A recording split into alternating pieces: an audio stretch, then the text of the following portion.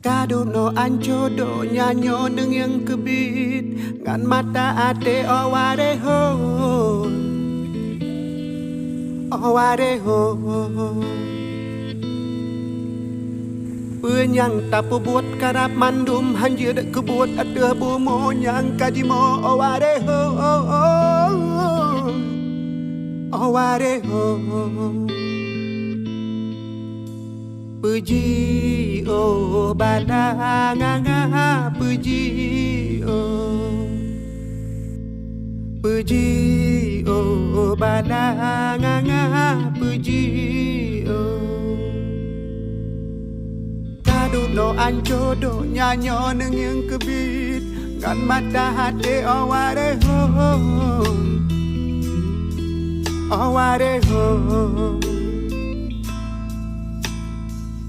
yang tapu buat karap mandum hanjut ke buat ada bumo yang kajimo aware ho aware ho puji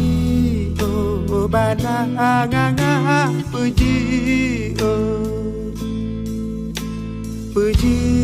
oh bala nganga puji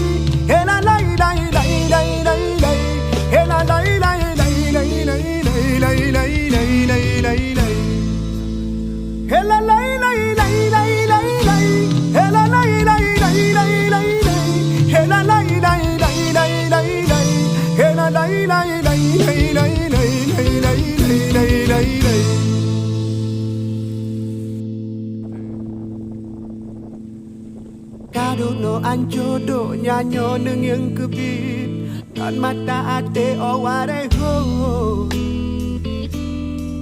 aware ho yang tapu buat karap mandum hanjut ke buat ada bumo yang kajimo aware ho aware ho puji oh bala nganga puji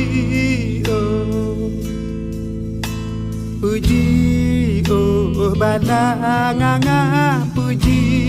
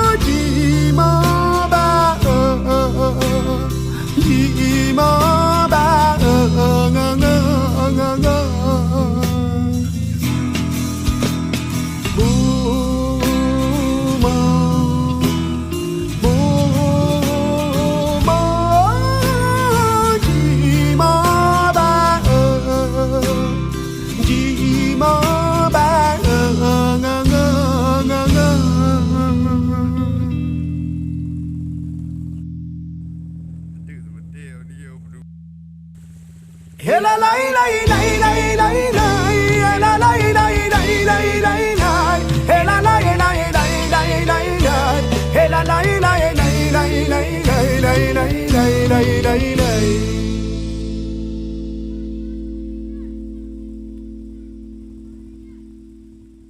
la la la la la la la.